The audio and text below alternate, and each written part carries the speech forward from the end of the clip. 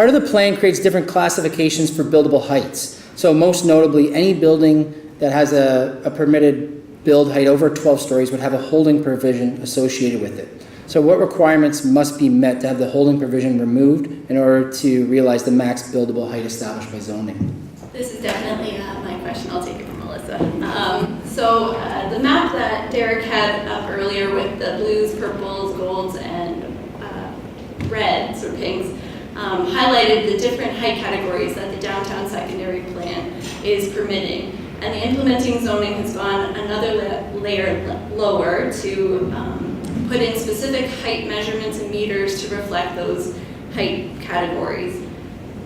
The policies are specific to requiring specific studies to be completed in order to achieve that height. So we have gone through a very in-depth modeling process to evaluate what is appropriate.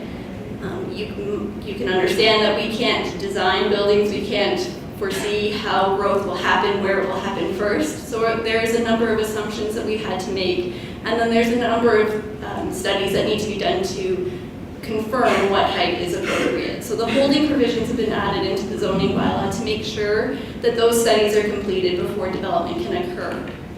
So for anything greater than 12 stories that is identified as either high-rise 1, which allows up to 20 stories, or high-rise 2, which allows up to 30 stories.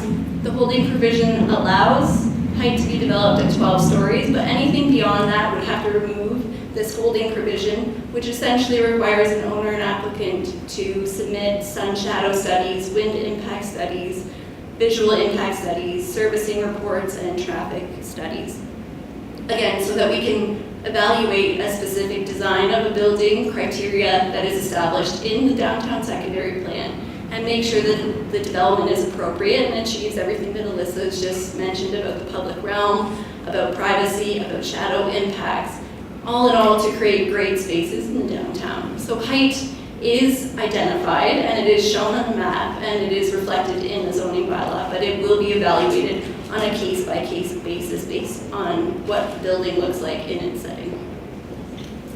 So it's safe to say, if you're looking at the map and you see the purple shaded area that says 30 stories, don't jump to conclusions too quickly. There's the holding provisions in place. I like the idea of that too, so that it's just not everybody throwing up 30-story buildings. It actually creates the need to have proper planning and proper design and functionality with our community instead of just walking through a shadowed corridor in 10 years from now. So. I will add that that is one of 4 possible holding provisions that are on a property. It does get a little confusing. You outlined 3 of them. I know we'll get into maybe bonusing and Section 37 agreements, but that is another holding provision.